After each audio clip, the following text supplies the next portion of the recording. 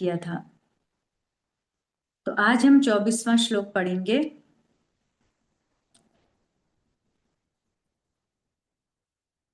मतिर्मयि निबध्येयं न विपद्येत कर्हिचित् प्रजासर्ग निरोधेऽपि स्मृतिश्च मदनुग्रहात्। आप लोग स्क्रीन पर देख सकते हैं श्लोक। मतिर्मयि निबध्येयं न विपद्येत कर्हिचित् प्रजासर्गा निरोधेऽपि स्मृतिश्च मदनुग्रहात्। शायद स्क्रीन शेयर नहीं हो रही है तो मैं ही पढ़ देती हूँ। इसका अनुवाद है, मेरी भक्ति में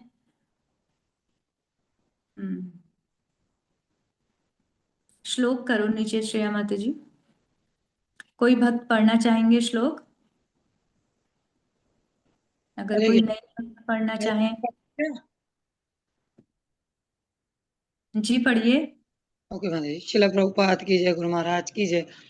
मतिर्मयि निवेद्यम न विपद्येत कहिचित् प्रजा सर्ग निरोधे अपि स्मृति च मधुनुग्रहात्। हरे कृष्ण। थैंक यू माता जी। हरे कृष्ण। अनुवाद पढ़ लीजिए, मालती माता जी हैंड रेस किए। हरे कृष्ण माता जी। हरे मेरी भक्ति में लगी हुई बुद्धि कभी भी विच्छिन्न नहीं होती। यहाँ तक कि सृष्टि के समय तथा संहार के समय भी मेरे अनुग्रह से तुम्हारी स्मृति बनी रहेगी। हरे कृष्ण। माता जी। तात्पर्य अर्चनी वंदनी जगत गुरु शिला प्रभुपाद की जय। श्री भगवान के प्रति की गई भक्ति कभी व्यर्थ नहीं जाती, क्योंकि श्री भगवान शाश्वत हैं। अतः उनकी सेवा में लगाई गई बुद्धि या उनके प्रति किया गया कोई भी कार्य स्थायी होता है। तो हम थोड़ा थोड़ा करके समझते हैं। जैसा कि भगवान नारद जी को बात कर रहे थे, जो आकाशवाणी हुई उसमें जो नारद जी को सुनाई दिया, भगवान ने बहुत सारी बातें करी। तो उसमें ये भी बात कही कि ये वरदान दिया नारद जी को कि मेरी कृपा से, मेरे मद अनुग्रहात, मेरे आशीर्वाद से तुम्हें स्मृति हमेशा बनी रहेगी, कभी तुम भूलोगे नहीं। तो ये स्मृति भगवान ने उनको वरदान में दी, जो हम सभी को कोई भी प्राप्त कर सकता है इस स्मृति को। किसके द्वारा? भक्ति के द्वारा, जिसके द्वारा नारद जी ने प्राप्त किया। तो यहाँ पर तात्पर्य में जो पहली लाइन प्रभुपाद जी ने की वो बहुत जबरदस्त है कि भगवान के प्रति की गई भक्ति कभी व्यर्थ नहीं जाती है। तो हमने कल भी कुछ उदाहरण से देखा था कि थोड़ी सी भी करी भक्ति करें भगवान की, तो भगवान उसका फल बहुत बड़ा करके देते हैं। नेहाभिक्रम नाशोस्ति प्रत्यवायो विद्यते स्वल्पमस्य धर्मस्य त्रायितो महतो भयात्। भगवान ने गीता में कहा है कि थोड़ा सा भी कोई मेरे इस मार्ग पर चलता है तो उसकी मैं महान भय से रक्षा करता हूँ, और वही भक्ति उसको आगे आगे और भक्ति के लिए बढ़ाती है। यानी कि थोड़ी भक्ति करी है तो वो और ज्यादा भक्ति करने के लिए आकर्षित करती है। तो भगवान ने इसी में आगे कहा है कि भक्ति का जो संस्कार है वो क्या होता है, कई कई जन्मों के साथ साथ चलता रहता है। तो पूर्व जन्म की थोड़ी भक्ति इस जन्म में उस जीव को दोबारा आकर्षित करती है, कि जहां उसने अपना योगाभ्यास छोड़ा था, भगवान कहते हैं कि वहां से वो पुनः इस जन्म में ऐसे ही, मतलब बिना किसी कारण के उस ओर आकर्षित होता है। तो ऐसा हम उदाहरण कई चरित्रों में पढ़ते हैं, ग्रंथों में पढ़ते हैं, और प्रत्यक्ष भी देखते हैं। कई परिवारों में ऐसा होता है कि पूरा परिवार एकदम एक तरह से भगवान के प्रति श्रद्धा भक्ति रखने वाला नहीं है। ऐसे नास्तिक परिवार में कोई एक ऐसा निकल जाता है जो वहां से भक्ति शुरू करता है। और कई बार ऐसा होता है कि उसी परिवार में ऐसा व्यक्ति निकल जाता है जो सब कुछ छोड़ के फुल टाइम डिवोटी, पूर्ण रूप से समर्पित भक्त बन जाता है। तो वहां पर हम देखते हैं कि परिवार के 6 सदस्यों में से 5 घर में बैठे, एक भगवान की प्राप्ति के लिए चल पड़ा है। तो ये कैसे हो गया? उसका लालन पालन एक जैसे माहौल में हुआ, सारे भाई बहनों का, माता पिता वही खा रहा है, वही परिवेश वो देख रहा है, वही संस्कार आ रहे हैं उस पीढ़ी से। तो ये अंतर कैसे होता है? ये पूर्व जन्म का होता है। पूर्व जन्म की भक्ति का संस्कार उसको इस जन्म में खींचता है। तो भगवान शाश्वत है, तो उनकी सेवा में लगाई गई बुद्धि, उनके प्रति किया गया कोई कोई भी कार्य स्थायी होता है। तो भगवान क्या है? सतचित आनंदमय, सदैव रहते हैं, जो शाश्वत हैं। तो उनसे संबंध जिस चीज का बन जाता है वो भी शाश्वत हो जाता है।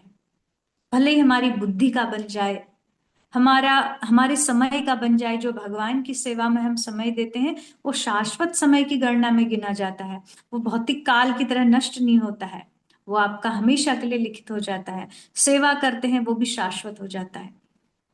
तो भगवान की कोई भी चीज भगवान से जुड़ती है तो उन्हीं गुणों के कारण उसमें भी वो प्रभाव आ जाता है। तो कह रहे हैं यहाँ पर मुख्य रूप से बुद्धि को लिया गया है कि बुद्धि शाश्वत हो जाती है, वो भौतिक चीजों से कभी भी प्रभावित नहीं होती है। भौतिक प्रकृति का प्रभाव नहीं पड़ता है, काल का प्रभाव नहीं पड़ता है कि समय बीत गया है या कई जन्म बीत गए हैं, पिछले जन्म की भक्ति थी इस जन्म में भूल जाना चाहिए, ऐसा नहीं होता है। नारद जी का उदाहरण है यहाँ पर। या फिर उसकी बुद्धि कोई ऐसी परिस्थिति हो भौतिक जगत की बहुत कष्टदायी, उससे भी उसका फर्क नहीं पड़ता है, भगवान में उसकी बुद्धि लगी रहती है। इन त्रितापों से भी उसको फर्क नहीं पड़ता है। नारद जी का तो ऐसा हुआ प्रलय के बाद भी स्मृति बनी रही। तो ये सब चीजें तब होता है जब भगवान से जुड़ जाती है। तो इसके बहुत सारे उदाहरण हैं कि जो बुद्धि भगवान से जुड़ जाती है इस भौतिक प्रकृति के प्रभाव से परे हो जाती है। जिसके उदाहरण हैं कुछ सारे, मैं आपको बताऊंगी, लेकिन उससे पहले मैं चाहती हूँ कि आप लोग मुझे कुछ बताएं। हो सकता है मेरे दिमाग में कुछ उदाहरण ना हो तो आपसे सुन के मुझे भी पता चल जाएगा, और जो मेरे पास है वो मैं आपको शेयर करूंगी। श्रेया माता जी। निष्ठा जी, आज हम भरत महाराज का उदाहरण ले सकते हैं। बहुत अच्छा उदाहरण भरत महाराज जी का। तो उनने 3 जन्म लिए लेकिन उनकी स्मृति भक्ति वाली बनी रही। उनका जब महाराजा भरत ने भाव स्तर तक भक्ति कर ली थी, राजा के रूप में उन्होंने जब गृह त्याग किया, भक्ति की, तो अंतिम समय में उनको क्या हुआ? हिरण का स्मरण हो गया। तो अगला जन्म उनको हिरण का मिला। जैसा कि भगवान ने गीता में कहा है, अंत काले च मामेव स्मरण मुक्त्वा कलेवरम। जो जिस भाव में अपना कलेवर यानी किस देह को छोड़ता है, अगला जन्म में उसको वही देह प्राप्त होता है। उसी सिद्धांत के आधार पर भरत महाराज को देह मिली। लेकिन उन्होंने जो भक्ति की थी वो भक्ति हिरण के शरीर में भी बनी रही। वो हिरण ऐसा परम भक्त निकले कि गंडकी नदी के तट पर बैठे रहते थे और भगवान का स्मरण करते थे, केवल नदी का जल पीते थे और सूखे पत्ते जो गिर जाते थे उनको खाते थे, और दिन भर भगवान के स्मरण में लीन रहते थे। कभी हरा पत्ता भी नहीं खाते थे कि कहीं ऐसा ना हो मेरे से हिंसा हो जाए। जो उन्होंने पूर्व जन्म में एक अहिंसा जीवन, एक पवित्र जीवन जिया था, वो सारे संस्कार हिरण के शरीर में भी रहे। आगे फिर उन्होंने जब जड़ भरत के रूप में आए, वो सब स्मृति बनी रही पूर्व पूर्व जन्म की। ये बहुत अच्छा उदाहरण है। पुष्पगंधा माता जी। हाँ माता जी, एक अजामिल का, एक परीक्षित महाराज का। अजामिल का उदाहरण ठीक है, हाँ, उन्होंने प्रारंभ में थोड़ी सी भक्ति की थी पूर्व जीवन में जब वो ब्रह्मचारी जीवन में थे। उसके बाद उन्होंने वैश्या की संगति से उनका पतन हो गया। लेकिन जब महान भय उपस्थित हुआ, सबसे बड़ा भय, जिंदगी में हमें कितने सारे भय होते हैं, बहुत सारे डर होते हैं परिस्थितियों में, ये वो मृत्यु का, मतलब उन सारे डरों में जितने भी हम डरते हैं ना जीवन में, थोड़े थोड़े थोड़े थोड़े, सबसे बड़ा डर मृत्यु का होता है। कोई मरने की बात, कहीं मैं मर ना जाऊं, ये डर इतना बड़ा होता है। लेकिन उस मृत्यु के उस महान भय के समय भगवान ने जो गीता का वचन पालन किया, मैं उसकी रक्षा करता हूँ, उसको वो स्मृति आ गई जो उसने अपने बाल्यकाल में युवावस्था में नारायण नाम उच्चारण किया था। तो स्मृति कैसे कनेक्शन हो गया उसका, जहां जरूरत थी वहां पर आ गई। ये भक्ति का अकाउंट है। जो हमने थोड़ी भक्ति की है, हमारा खाता है ना, तो हम सोचते हैं कि हमने कल माला करी, आज उसका रिजल्ट दिखना चाहिए। कल मैंने 16 माला करी तो आज फटाफट मैं जो चाह रहा हूँ हो जाए। मैं चाह रहा हूँ मेरे अकाउंट में 10,000 रुपये आ जाए तो आ जाए। मैं चाह रहा हूँ कुछ भी जादू हो जाए हो जाए। नहीं, वो छोटे मोटे जगह पर काम नहीं आती है। आप जो अपना फिक्स डिपॉजिट रखते हैं, बड़ा पैसा रखते हैं, वो हर समय थोड़ा निकालते छोटी मोटी शॉपिंग करने में। कभी कोई घर की बड़े कोई उत्सव है बड़ा, या कोई प्रतिकूल या अनुकूल जो भी चीज आता है, उस समय उसको खर्च करते हैं, हर समय थोड़ा निकालते हैं। ऐसी हमारी भक्ति क्या है, हमारे फिक्स डिपॉजिट की तरह जमा है वहां पर। वो तब हमारे काम आती है जब हमारे जीवन में ऐसा संकट आता है जो हमारे अपने कार्यों के द्वारा नहीं टल सकता है, तो वहां पर भगवान हस्तक्षेप करते हैं, उस भक्ति के द्वारा हमारा बचाव करते हैं। तो जैसे अजामिल का किया। अवर्णिका माता जी। हरे कृष्णा माता जी। माता जी, हरे भक्तराज प्रहलाद महाराज। प्रहलाद महाराज, थोड़ा और बताइए आप कैसे इसको कनेक्ट कर रहे हैं। माता जी, मतलब जैसे ऐसा सुना है मैंने, आप ही से भी सुना है कि जैसे भक्तराज, मतलब जो प्रहलाद महाराज थे, उन्हें भगवान की प्राप्ति 5 महीने में ही हो गई थी, आई थिंक। मतलब जल्दी हो गई थी, उन्हें 5 साल की उम्र में हो गई थी। हाँ। तो क्योंकि उन्हें पूर्व में इतनी भक्ति की थी कि इससे उन्हें पहले ही भक्ति प्राप्त हो गई थी, मतलब। उदाहरण ठीक दिया, लेकिन इसको मैं थोड़ा सा और ठीक करती हूँ। तो प्रहलाद महाराज जी पर हम यहाँ पर ये कह सकते हैं कि कह रहे हैं ना कि भौतिक प्रकृति का प्रभाव नहीं होता है, वो शाश्वत बनी रहती है, वो बुद्धि, वो स्मृति। तो प्रहलाद महाराज जी पर भौतिक प्रकृति की इतनी प्रतिकूलता आ रही थी। वो स्मरण भक्ति के आचार्य है प्रहलाद महाराज। स्मरण क्या होता है? ध्यान लगा के एकांत स्थान में बैठ के फिर स्मरण किया जाता है। अभी हम यहाँ पर बैठ के कुछ ध्यान लगाएं, जरा सा कोई हॉर्न बजे तो ध्यान टूट जाता है, जरा कोई बात करे ध्यान टूट जाता है, फोन की बेल बज जाए ध्यान टूट जाता है। लेकिन उनको ऊपर पहाड़ से फेंका जा रहा है, उनका ध्यान नहीं टूट रहा है। उनको तलवारों से काटा जा रहा है, ध्यान नहीं टूट रहा है उनका। कैसी स्मृति अखंड हो गई है उनकी भगवान में। ये ये भगवान की कृपा है। और जो आपने कहा, उदाहरण इसको हम ऐसे कर सकते हैं कि गर्भ में उन्होंने नारद जी के द्वारा जो ज्ञान लिया था, उस ज्ञान ने उनका साथ नहीं छोड़ा, बाहर आके भी वो ज्ञान उनके साथ रहा, वो भक्ति का उपदेश। Thank you. ज्योति गोयल माता जी।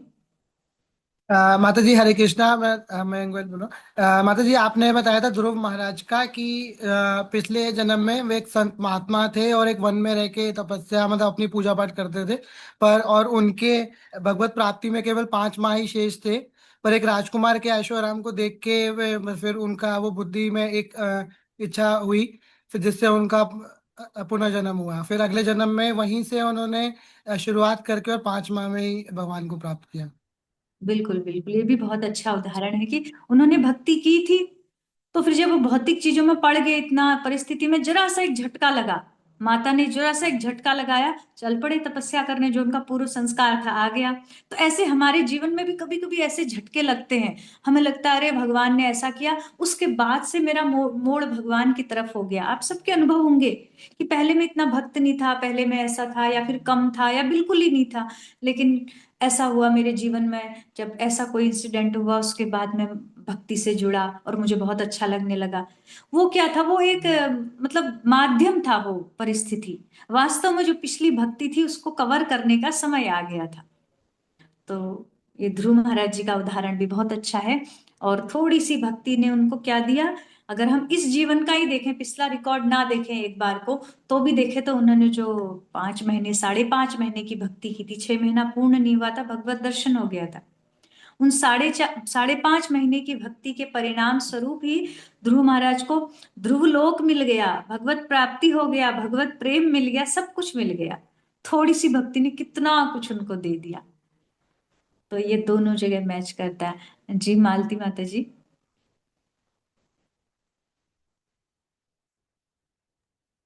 हरे कृष्णा माता जी। माता जी, गजेंद्र मोक्ष की कथा में आपने बताया था कि गजेंद्र जब वो मतलब पानी पीने गए थे एक तालाब में, तो उनका पैर एक मकर ने खींच लिया था। तो वो पहले तो कोशिश करते रहे, फिर अंत में उन्होंने नारायण भगवान की स्तुति की, तो उनको वो सारा याद आ गया, स्तुति याद आ गई, तो फिर भगवान ने उनको मोक्ष दिया। तो ये बहुत अच्छा उदाहरण है गजेंद्र जी का। देखो, स्मृति हम अगर आप कनेक्ट करें, सारी लीलाएं कब आ रही है? जब जीवन की ऐसी परिस्थिति, जब उनके पास कोई आश्रय ही नहीं है, भौतिक चीज कोई बचा नहीं पा रही, तो तुरंत भगवान वहां पर आ रहे हैं। तो भक्ति कहाँ पर काम आ रही? जब हम ऐसे असहाय होंगे अपने जीवन में ना, वहां पर भगवान हमारे साथ खड़े होंगे, यदि हमने भक्ति की होगी तो। गजेंद्र का भी ऐसे ही हुआ कि जैसा कि बताया, पूर्व जन्म में वो राजा इंद्रदुम्न थे, और वो नित्य प्रति उसका जो गजेंद्र मोक्ष पाठ किया उन्होंने, उस पाठ को किया करते थे नियमित रूप से। लेकिन उनको अगस्त ऋषि का शाप मिल गया था, तो उनके सम्मान में खड़े नहीं रहे, वो राजा होके ध्यान में बैठे रहे। ऋषि आए तो उन्होंने उनका सम्मान नहीं किया। तो अगस्त ऋषि ने शिक्षा देने के लिए कि जब भी साधु वैष्णव आए तो उनका हमें सम्मान आदर करना चाहिए, खड़े होना चाहिए, वहां पर हम बिल्कुल भाव व्यक्त करना चाहिए, क्योंकि भगवान के सम्मान ही भक्त माने जाते हैं। तो इसलिए कहा, तुम ऐसे बैठे हो, तुम हाथी बन जाओ। वो शाप मिला था, और पूरा जीवन हाथी का जीवन बिता लिया, कभी उनको याद नहीं आया। जब सबसे प्रतिकूल परिस्थिति आई, यानी कि जब मृत्यु की अवस्था आई, तुरंत वो उनको पाठ याद आ गया। अब हाथी ने कितने सुंदर श्लोक बोले, और हाथी को भी नहीं पता, उसके परिवार वाले भी सोचते हैं कि ये श्लोक तो हमने कभी पढ़ा ही नहीं, इसने कहाँ से बोला। पूर्व जन्म की स्मृति, क्योंकि वो शाश्वत है। जो भी चीज हम भगवान के विषय में कर रहे हैं ना, हम थोड़ा सा भी स्मरण कर रहे हैं, आज हम कथा सुन रहे हैं, ये कथा भले ही हमें लगेगा हम भूल गए हैं, हो सकता है 10 साल के बाद आज की कक्षा की एक लाइन जब ऐसी परिस्थिति आई वो हमको कनेक्ट हो जाए, अच्छा एक बार कहा था देखो वो बात। तो ये क्या होती है, शाश्वत स्मृति के रूप में हमारे स्टोर रहती है ये। जब जहां जरूरत पड़ती भगवान उसको आगे फेंकते हैं। भगवान ने कहा ना अम, कि सबके हृदय में बैठ के स्मृति और विस्मृति कराने वाला मैं ही हूं। जब हम उनके आश्रित हो जाते हैं, उनकी भक्ति करते हैं, तो भगवान वो स्मृतियां हमको भेजते हैं जो हमारे लिए आगे बढ़ने में सहायक है। तो ये बहुत अच्छा गजेंद्र का उदाहरण दिया। सुमित थापा प्रभु जी। हरे कृष्णा माता जी, दंडवत प्रणाम। प्रणाम प्रभु जी। माता जी, मुझे गोस्वामी तुलसीदास जी की बात याद आ रही कि कैसे वो मतलब जब उनका विवाह हुआ फिर वो अपनी पत्नी से आसक्त हो गए और उन्होंने बार बार भी नहीं देखा, और कैसे वो लटके सांप की बेल। उसके बाद जब पत्नी के पास गए तो उन्होंने कहा कि जब तुम मुझे इस हाड़ मान से शरीर से इतना प्रेम कर रहे हो, अगर तुमने इतना ही प्रेम भगवान से किया होता तो तुम्हें भगवान मिल गए होते। बहुत अच्छा उदाहरण है। अच्छा, तुलसीदास जी कितने आसक्त थे, लगता था कि ये पत्नी को छोड़ेंगे ही नहीं, सब लोग देख के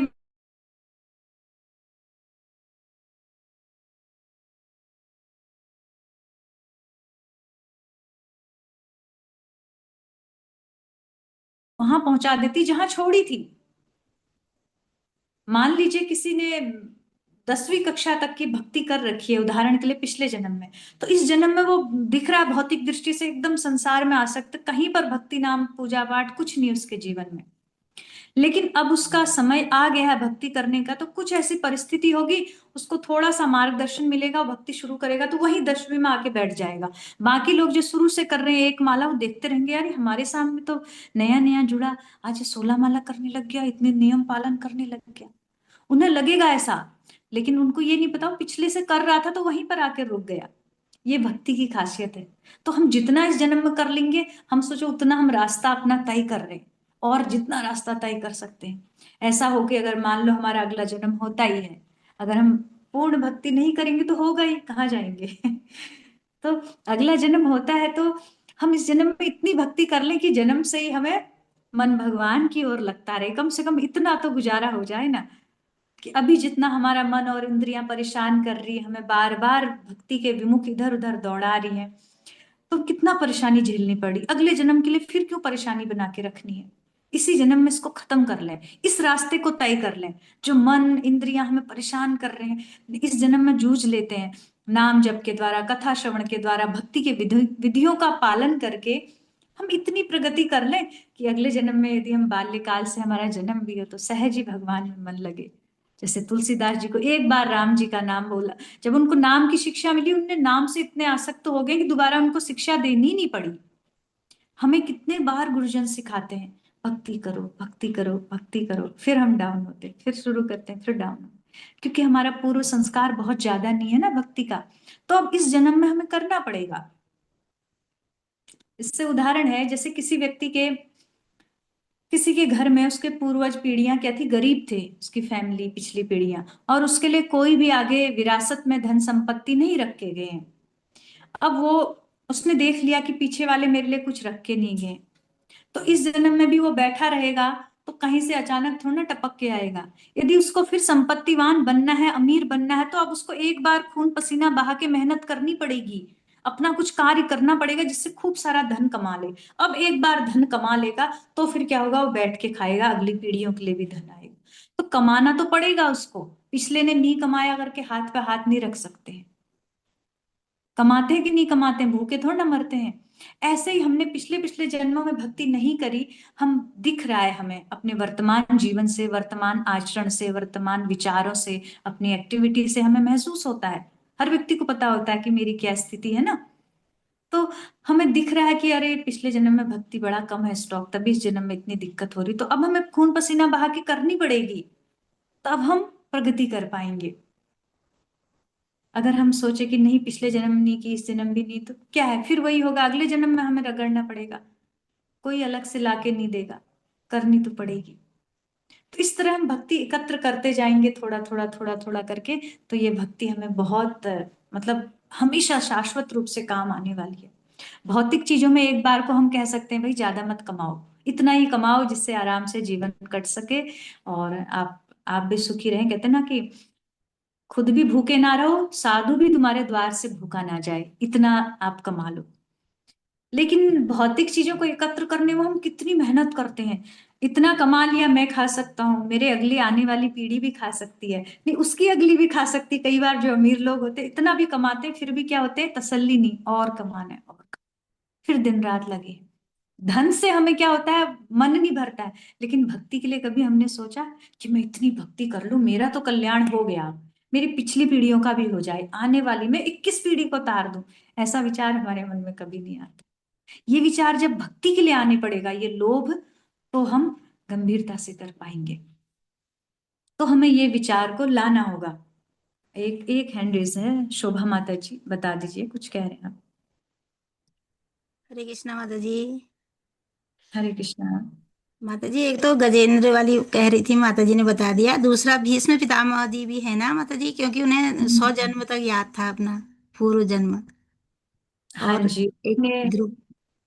ठीक बताया, उदाहरण मैंने नोट किया था भीष्म पितामह का, लेकिन मैंने इस दृष्टिकोण से नहीं किया था सौजन्य वाला। मैंने ये देखा कि भीष्म पितामह जी को भी याद था अपने पूर्व जन्म का, स्मृति थी, जो महान लोग हैं। लेकिन यहाँ पर सबसे बड़ी बात यह है कि जो भगवत स्मृति है ना, वो शाश्वत बनी रहती है। वो भौतिक कोई भी प्रभाव पड़ा, भीष्म पितामह बाणों की शैया पर थे, और इतना बाण लगा था, कहते हैं कि मतलब एक सुई जितने में रुक सकती है उतनी उतनी दूरी पर उनके बाण लगे थे, और रक्त बह रहा है। ऐसी स्थिति में वो लेटे हुए हैं और धर्मराज युधिष्ठिर को ज्ञान दे रहे हैं। उनका दिया हुआ ज्ञान महाभारत में बहुत ही रहस्यमय ज्ञान कहा जाता है। जैसे अर्जुन को मोह हुआ, तो गीता के ज्ञान ने मोह भंग किया। जब युधिष्ठिर महाराज को भी मोह हो गया था, मतलब वो एकदम व्याकुल हो गए थे कि मैंने क्या सब कौरवों का वध कर लिया, ये कर लिया, उनको ठीक ही नहीं हो रहा था, भगवान ने समझाया तो भी ठीक नहीं हो रहे थे, तो भगवान ने भीष्म पितामह के चरणों में लाके रखा। भीष्म पितामह ने वो उपदेश दिया कि युधिष्ठिर महाराज का सारा ज्ञान दूर हो गया। हमारे हाथ में मान लीजिए अभी मेरी एक उंगली कटी हो, क्या मैं आपको समझा पाऊंगी, बोल पाऊंगी? नहीं ना, ध्यान ही नहीं लगेगा, सारा ध्यान इस दर्द में जाएगा। एक सुई भी लग जाए, अभी अभी कुछ चुभ जाए, तो मतलब वहां से मेरा टूट जाएगा, जो तार है ना बोलने वाला, जो सोचने वाला, टूट जाएगा। लेकिन पितामह भीष्म की जो स्मृति है, उस भौतिक चीजों से परे है, यहाँ पर दिख रही है कि उनको शरीर की जो भी अवस्था है, लेकिन भगवत स्मृति जो ज्ञान है उनका अखंड बना हुआ है। ऐसे ही ये ज्ञान बना ही रहता है, प्रलय के बाद भी बना रहता है। तो द्वापर का उदाहरण भीष्म पितामह का है। अगर हम कलयुग का उदाहरण देखें, तो कलयुग का उदाहरण जो भौतिक प्रभाव नहीं करा उनकी स्मृति में, एक बहुत अच्छा उदाहरण है। किसी को ध्यान में आ रहा है तो बताइए, नहीं तो मैं आगे बताती हूँ। माता जी द्रौपदी माता जी भी हैं क्या? जैसे नहीं, द्रौपदी वो द्वापर में आ गई। हाँ वो कलयुग, द्वापर मान गई। कलयुग। कलयुग का अभी का लेटेस्ट। जी नारायण जोशी प्रभु जी बताइए। हरे कृष्ण माता जी, दंडवत प्रणाम। प्रणाम प्रभु जी। माता जी अश्वत्थामा है क्या? नहीं, अश्वत्थामा जी को कोई स्मृति नहीं थी, कोई भक्ति की स्मृति नहीं थी। कि भक्ति की ऐसी स्मृति बनी रही हो, ज्ञान ऐसा अक्षुण्य ने बना रहा कि भौतिक प्रभाव काम नहीं किए हों। स्वाति अग्रवाल माता जी। माता जी मीरा जी का मीराबाई। जैसे थोड़ा और बताइए। जैसे पहले वो उनकी मतलब कृष्ण जी के मतलब वृंदावन में वो थी ना, सखी थी एक, हम्म, उनके जब विवाह होके आई थी तो उन्होंने कृष्ण जी को अपना मुख नहीं दिखाया था। बिल्कुल तो फिर माधवी। अच्छा, माधवी सखी थी, हाँ जी हाँ जी। तो तो मीराबाई ने फिर जो गोपी रूप में अपना द्वापर में जो भगवान के साथ प्रेम किया था, वो स्मृति इनकी कलयुग में बनी रही। ये उदाहरण बहुत अच्छा है। लेकिन इससे भी करीब में लाना चाह रही हूँ, जो हमें बहुत अपने करीब से हम रिलेट कर पाएंगे। भूमिका माता जी बताओ। हरे कृष्णा माता जी। माता जी शिला प्रभुपाद जी। हाँ जी, बिल्कुल सही। कैसे कह रहे हैं, थोड़ा सा और ले जाओ। माता जी मुझे तो वैसे ज्यादा पता नहीं, बट मुझे इतना पता है कि पहले वो एक नॉर्मल मतलब इंसान थे, वही जो रोज अपना गुजारे के लिए बिजनेस कर रहे हैं, काम कर रहे हैं। बट फिर उन्हें मतलब ऐसे कृष्णा कॉन्शियसनेस आई, और फिर उन्हें पूरा मतलब कि पूरे सारे जो बाहर लोग हैं उनको वो तारेंगे, इंडियन मतलब जो भी नॉन मतलब भगवान कृष्ण की तरफ उनको आकर्षित करेंगे, तो वैसा समझ कुछ उन्होंने कार्य किया। प्रभुपाद जी का उदाहरण आपने बहुत अच्छा दिया, यही मैं देना चाह रही थी, लेकिन किस उसमें देना चाह रही थी वो मैं आपको बताती हूँ कि प्रभुपाद जी के ऊपर जो ये बात यहाँ पर कह रहे हैं इसलिए काम की, जब प्रभुपाद जी का अंतिम समय था, प्रभुपाद जी बेड पे पड़े थे, उनका जो हड्डी थी, शरीर एकदम हड्डी का कंकाल बन चुका था। जब डॉक्टर आता था चेकअप करने तो वो कहता था कि इतनी नसें हैं, मैं कहाँ पर मतलब चेक कैसे करूं, उसको डर लगता था। ऐसी अवस्था थी, अंतिम क्षण था, मतलब शरीर छूटने वाला है, उस दौरान की बात है। तो प्रभुपाद जी के आगे रिकॉर्डर लगा रहता था, दाएं बाएं शिष्य बैठे रहते थे, नोट करते थे। प्रभुपाद जी जो हम तात्पर्य आज पढ़ रहे हैं भागवत का, तात्पर्य बोलते थे। शरीर की ऐसी अवस्था है, मरणासन्न स्थिति में है, आंखें बंद है, बोलने की लिखने की क्षमता नहीं है, और ऐसे पड़े हैं और केवल बोले जा रहे हैं, आंखें भी बंद है, रिकॉर्डर रिकॉर्ड कर रहा है, वो तात्पर्य फिर प्रिंट किए जो आखिरी के रह गए थे। तो प्रभुपाद जी की स्मृति ऐसी बनी है, भौतिक चीजें उसको काम नहीं की, नहीं तो जो वृद्धावस्था में वैसे ही कहते हैं ना कि बुढ़ापा हो गया तो हम यादाश्त चली गई, हम देखते हैं सामान्य वृद्ध व्यक्ति के यादाश्त चली जाती है, ऊपर से नई नई चीजों का। आप एक भागवत के श्लोक की टीका कर रहे हैं, तात्पर्य लिख रहे हैं, इतना जबरदस्त तात्पर्य लिख रहे हैं कि हम पढ़ते हैं तो हमें व्याख्या करनी, उसको भी समझने के लिए कितना सोचना पड़ रहा है। वो चीज वो सहज ही बोल रहे हैं अपनी अंतिम अवस्था में। यहाँ पर हम कहते हैं कि भौतिक प्रकृति जो काल का प्रभाव कार्य नहीं किया प्रभुपाद जी पर, वृद्धावस्था ने अपना प्रभाव नहीं दिखाया, उनकी स्मृति जो है, उनका ज्ञान जो है अक्षुण्य बना रहा, अखंड बना रहा। तो यही चीज वरदान देवर्षि नारद को भगवान ने दिया। तो प्रभुपाद जी का कलयुग का उदाहरण है, द्वापर का भीष्म पितामह का उदाहरण है, त्रेता का एक उदाहरण और है कि मरणासन्न अवस्था में भगवान की स्मृति बनी रही, वो है दशरथ जी का। दशरथ जी के विषय में आता है ना, जब देखो कितना कुछ था, उनका राजपाट था, रानियां थी, सब कुछ लुट गया, वनवास हो गया, बहुत कुछ और भी सोच सकते थे, अब क्या होगा, भविष्य क्या होगा, राज्य कौन चलाएगा। केवल उनकी जो आखिरी स्मृति थी, आखिरी श्लोक क्या बोला दशरथ जी ने, राम राम कहि राम कहि, राम राम कहि राम, तन परिहर रघुबर विरह, राव गयहु सुरधाम। कि शरीर पर श्री राम जी का विरह और मन में राम राम राम स्मृति करते हुए उन्होंने अपना देह त्याग किया। दशरथ जी की स्थिति, खैर वो तो भगवान के पिता हैं, लेकिन उनका स्मरण करके हम सब याद तो कर सकते हैं। और प्रहलाद महाराज का हमने उदाहरण दे दिया। तो ये जो भक्ति के द्वारा ये शाश्वत स्मृति का वरदान, ये सबको प्राप्त हो सकता है, जो देवर्षि नारद को हुआ हम सबको भी हो सकता है। भक्ति करेंगे तो ऑलरेडी हमें वरदान मिलता जाएगा। तो ये जो भौतिक शरीर है ये क्षणिक है, इसकी उपलब्धि यही है कि हम इससे कोई शाश्वत चीज प्राप्त कर लें। शरीर भी क्षणिक, इससे वस्तुएं भी जो प्राप्त की वो भी क्षणिक, तो लगा क्या हाथ में हमारे, कुछ भी तो नहीं लगा ना। बुद्धिमान कौन है, जो टेम्पररी चीज से परमानेंट चीज अचीव कर ले। इसी को आचार्यों ने कहा है कि जो इस भौतिक शरीर से भगवान गोविंद के चरणों का प्रेम प्राप्त कर लेता है, उसको सबसे ज्यादा बुद्धिमान कहा गया है पूरे ब्रह्मांड में। शरीर तो वैसे भी जलना था, खत्म होना ही था, नष्ट होना ही था, लेकिन उस शरीर से उसने भगवान को पा लिया जो शाश्वत है, अशाश्वत चीज से। तो ये बड़ी बुद्धिमानी है। और अन्यथा जीवन तो नष्ट होना ही है। और भक्ति में यह है कि लॉस कुछ नहीं होना है, फायदा ही फायदा है। कोई भी आप अपना व्यापार खोलेंगे, कुछ भी करते हैं तो वहां कुछ नाफा, कुछ प्राप्त होता है, कुछ घटता है, होता ही है, लाभ और हानि हर चीज में होता ही है। अगर कुछ पैसा कमाते तो पहले कुछ लगाना पड़ता है, लेकिन एक भक्ति ऐसी जहां कुछ नहीं, फायदा ही फायदा है, और उसको हम करते नहीं, जो फायदे वाली चीज है। वो कहते हैं ना मीराबाई, पायो जी मैंने राम रतन धन पायो, उसमें कहती है खर्चे ना खूटे चोर ना लूटे, कोई इसमें ना खर्चा होता है ना कोई चोर लूटता है, दिन दिन बढ़त सवायो। कि प्रतिदिन क्या हो रहा है, मेरा राम नाम का धन बढ़ता जा रहा है, बढ़ता जा रहा है। मीराबाई भी अपने राम नाम के धन से अकाउंट को भर रही है, और जबकि वो भगवान की गोपी है, अभी हमने बात की। तो हमें कितना लालच होना चाहिए अपने भक्ति के अकाउंट को भरने के लिए। ऐसा लालच जब तक जागृत नहीं होगा ना, तब तक हम कुछ गंभीरता से कर नहीं पाएंगे। हमें एक 24 घंटे का, अपने एक दिन का बनाना चाहिए। अगर कोई गंभीरता से चाहता है इस चीज को हमें हासिल करना है, आज के दिन में मैंने कितनी कथा सुनी, कितना श्रवण इकट्ठा किया, आज के दिन कितना नाम भगवान का लिया। जो हमें संख्या बताई जाती है नाम जप की, उसके पीछे यही रहस्य है। कुछ लोग कहते हैं ना कि संख्या में नहीं करना चाहिए, सांस सांस में नाम चलता है हमारा। 16 माला, 20 माला, 32 माला, ये क्या होती है?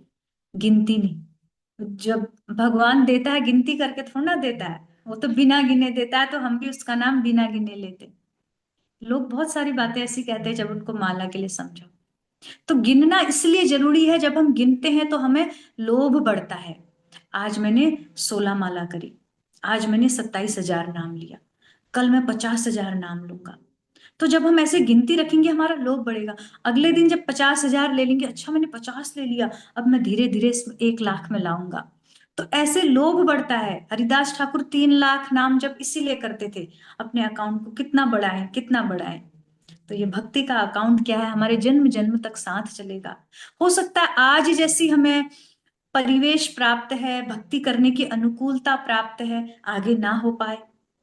तो क्यों ना हम समय का, परिस्थितियों का, इसका लाभ उठाते हुए ज्यादा से ज्यादा भक्ति एकत्र कर लें। आने वाले समय में क्या होना है मुझे भी नहीं पता, आपको भी नहीं पता है भविष्य में क्या होना है। और सबसे बड़ी बात, अगले जन्म में पता नहीं हमारा जन्म कहाँ होना है, कैसे होना है, ऐसा सब कुछ मिलना है कि नहीं मिलना है। ये सब समझने के लिए हमें साधु संत प्राप्त होगा कि नहीं होगा, कोई गारंटी नहीं। हो सकता है कोई और जन्म का कोई कर्म आगे आ जाए, कोई प्रारब्ध आ जाए। अभी ऐसा कुछ अच्छा प्रारब्ध आया है, सब अनुकूलता प्राप्त है। तो हमें एक लोभी के समान, जैसे मीराबाई कह रही है ना, दिन दिन बढ़त सवायो, तो हमें भी इसको याद करते हुए दिन दिन अपनी भक्ति के अकाउंट को बढ़ाना है, जिससे फायदा ही फायदा होगा, घाटा कुछ नहीं होगा। तो यही बात आज के श्लोक में कह रहे हैं कि थोड़ी सी भी भक्ति कभी व्यर्थ नहीं जाती है, जैसे नारद जी की नहीं गई। कल आगे क्या कहते हैं फिर इस श्लोक में, 25वें श्लोक पर हम अगले सत्र पर चर्चा करेंगे। यहीं पर कक्षा को विराम देते हैं। किन्हीं का कोई प्रश्न हो किसी भक्त का इस संबंध में? हरे कृष्णा माता जी। हरे कृष्ण प्रभु जी। माता जी 2 पॉइंट थे। एक तो ये था कि हमारा जो टेम्पल संध्या आरती हो रही है थोड़ी लेट हो गई है